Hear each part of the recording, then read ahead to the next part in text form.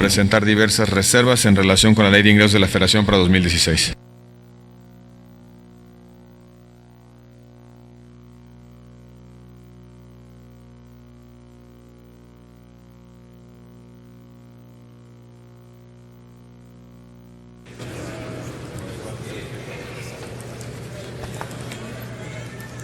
Gracias, presidente. El artículo 1 está hablando de una negociación entre la empresa Pemex y el sindicato para llegar a un acuerdo en un monto de pensiones. Y aquí se está pidiendo que se los autoricemos sin saber ni qué monto. Es una negociación que debió haber terminado el mes pasado, tenía un plazo, y no llegan a un acuerdo. Algo estará haciendo y negociando el sindicato de Pemex que pues aparentemente no llegan a acuerdos. Entonces, mientras no se lleguen a acuerdos, no se puede autorizar en blanco una cantidad, porque una negociación puede acabar en un negocio, y estar aquí nosotros autorizando dentro de pues un concepto que no está claro ni tiene un monto definido. Ese era el artículo 2, que es una negociación que incluyen dentro de la deuda interna de Pemex, y que son todos los pasivos laborales de Pemex, de CFE, y lo que resulte se convierte a deuda. No hay un monto establecido y dice lo que resulte de la negociación. Esto no es transparente y no debe de autorizarse así. Hay que terminar la negociación, apegarse estrictamente a lo que marca la ley, que tienen que andar negociando si se sabe muy bien cuánto es. Y, en fin, en el artículo 1 hay un concepto en el déficit que se modificó para este año 2015. El año 2015 se permitió modificar o meter en el concepto de déficit el déficit del gobierno, el de Pemex, el de CFE y otros, dice otros proyectos de alto impacto. Si estuviéramos autorizándolo solo para el 2016 como una cosa nueva, pudiera admitirse tal vez que no sepamos qué cosas son los otros proyectos de alto impacto, pero como ya pasó un año, al menos deberían de decir cuáles son los otros proyectos de alto impacto. ¿Qué proyectos son? Deben de especificarse, deben contabilizarse en el déficit, no en el déficit total, sino de cuál es meter proyectos escondidos en la deuda. Lo primero que tiene que hacerse es saber en el 2015 qué proyectos hubo, cuánto costaron y qué conceptos se están metiendo en el artículo 1. Y luego autorizarlo de 2016, porque viene aquí pues este aspecto. Luego, el otro gran tema es el tema de la deuda. Yo voto en contra esta iniciativa por los montos de deuda tan excesivos que se están solicitando.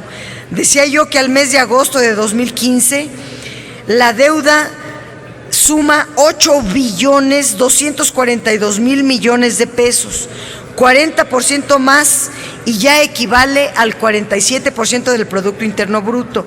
67.5% de la deuda la contrató el gobierno federal y 30.3% la contratan Pemex y CFE. Pero el saldo aquí hay que hacer varios comentarios en esta cifra, porque el saldo de la deuda financiera de los organismos y empresas no coincide con lo que reportan los estados financieros de Pemex y de CFE. Tampoco coincide con el saldo de los pidiregas que corresponde a la CFE, informado también en el documento. Yo prefiero creerle a los estados financieros que reporta Pemex y CFE porque lo reportan a la SEC y a la Comisión Nacional Bancaria, y ahí si reportan datos falsos o chuecos les va muy mal. Tienen que reportarlo así porque además ahora cotizan en bolsa. Entonces supongamos que esa es la cifra de a de veras. Los datos reportados por CFE y Pemex, supongamos que sean los correctos. Yo creo que son los correctos. Entonces, la deuda pública se incrementó 90,000 millones de pesos más de lo que está reportando la Secretaría de Hacienda y alcanzó en realidad 8.7 billones de pesos y no los 8.2 billones de pesos que está diciendo la Secretaría de Hacienda.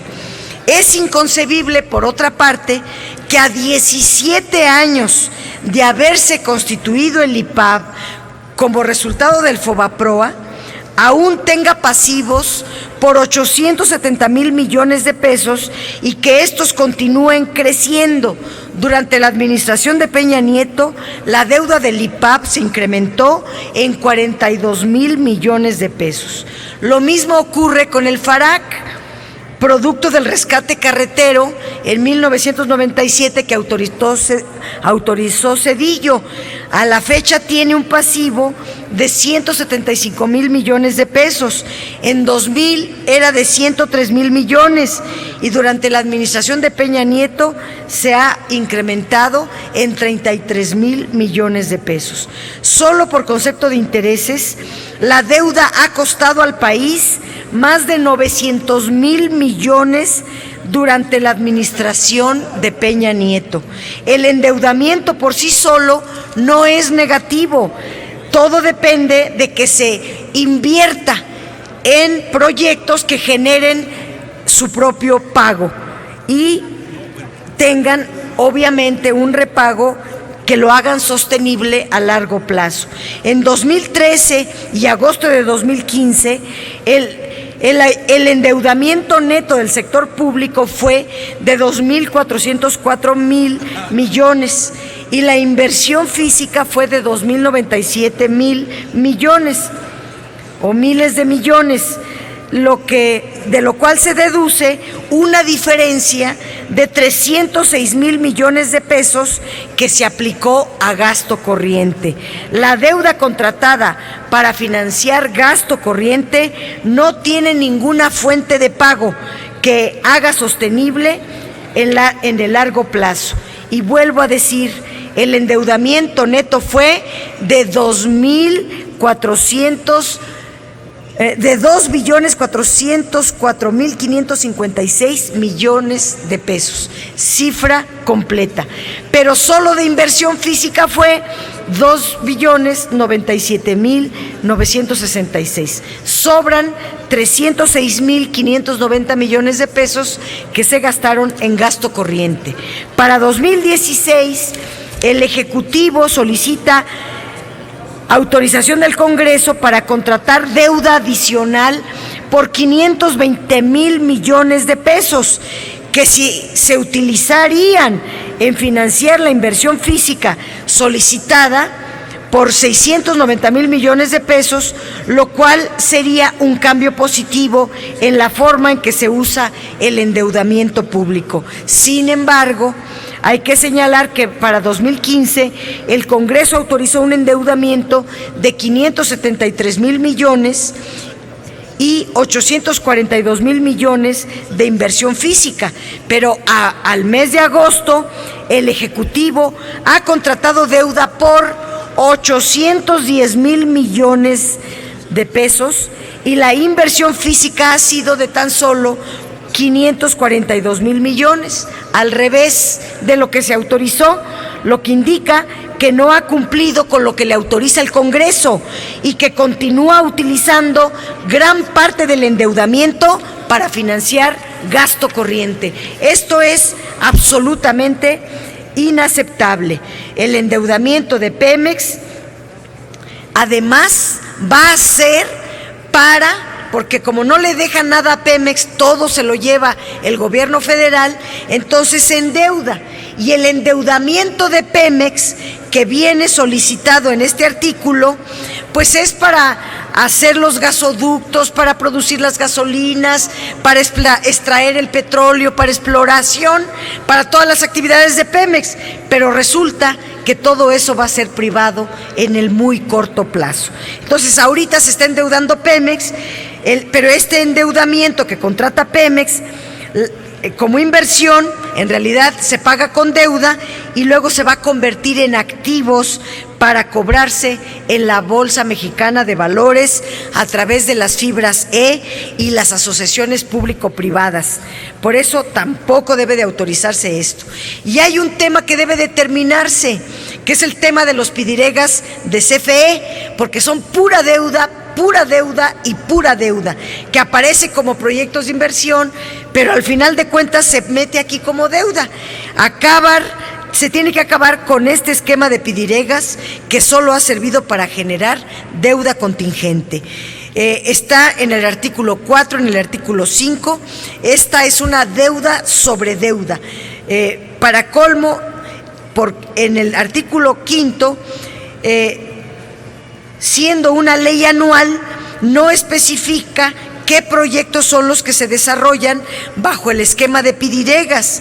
En mis tiempos allá de diputada, que fui diputada hace mucho tiempo, se explicitaban los proyectos.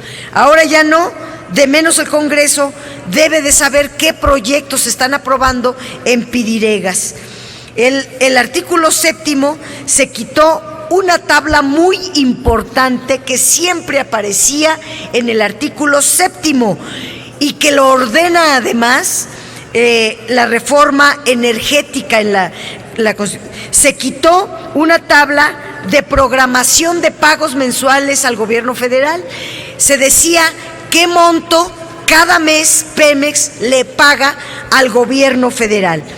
Sin embargo, la Ley de Ingresos sobre Hidrocarburos establece el % de utilidad que debe de pagar Pemex cada mes al gobierno federal y tiene hasta el último día hábil del mes siguiente. Es una calendarización mensual con un mes de retraso porque se esperan a recibir para luego pagar. Pero aquí en el artículo 7 se está diciendo que se le da de plazo hasta el día 17 de cada mes para entregar el pago a Pemex. Esto viola la Ley de Ingresos sobre Hidrocarburos, suprime una tabla muy importante que regula los pagos al gobierno federal para que no saquee a Pemex arbitrariamente. Y la Secretaría de Hacienda, si ustedes como lo van a hacer, tendrá la facultad discrecional para que en cualquier momento del año le quite a Pemex su utilidad y decida el monto, todo a cuenta de el derecho de utilidad compartida en detrimento de las finanzas de Pemex. Esto viola la autonomía de gestión que le dio la reforma energética a Pemex y permitirá con más holgura el saqueo y el desmantelamiento de la principal empresa del país. Paso a otro artículo, los gastos de mantenimiento y los contratos integrales. Estos contratos integrales se aprobaron desde la reforma del 2008, van a pasar a ronda 1. Yo quería explicar aquí la ronda 1, pero pues son casi las 5 de la mañana y no quiero que pero hay algo que sí no puedo dejar de mencionar. El artículo 16, se está pidiendo que el diésel no lo paguen las mineras. Bueno, de verdad ya es el colmo del colmo con las mineras.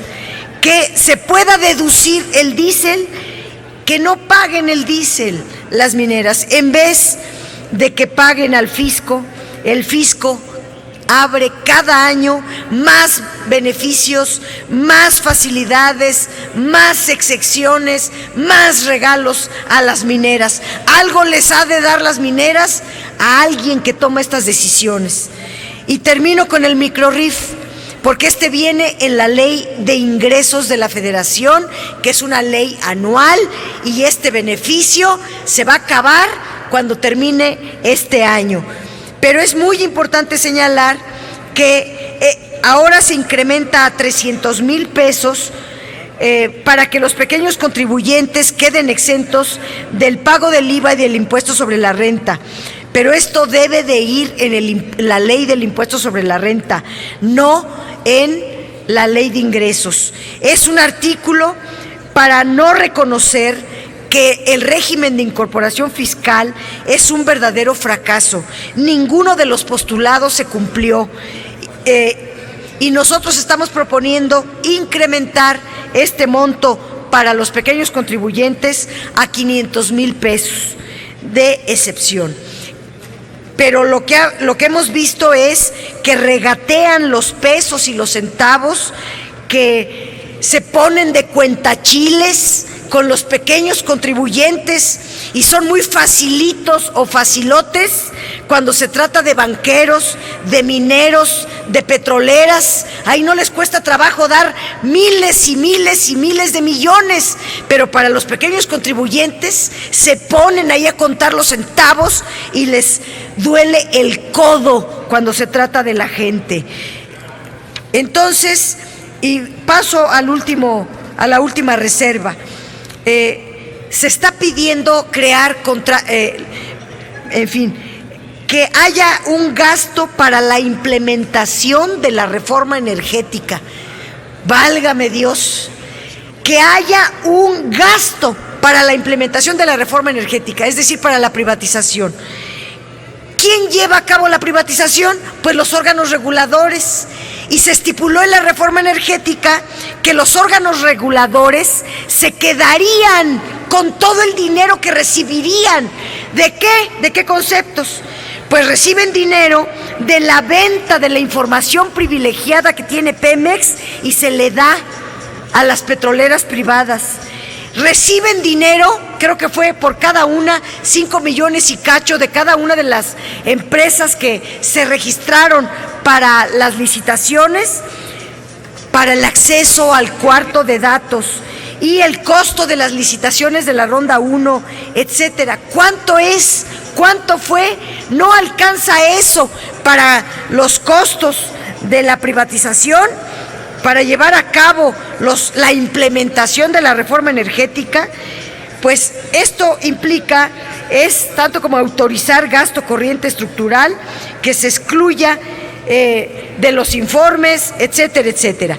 Las coberturas vienen explicadas en el artículo 1 del transitorio, pero se hace retroactivo al 2015. Es decir, como fue un desorden, ahora van a ser retroactivo 2015, se autoriza para el primer trimestre de 2016. Es mucho lo que hay que explicar, pero aquí terminan mis intervenciones. Agradezco su paciencia.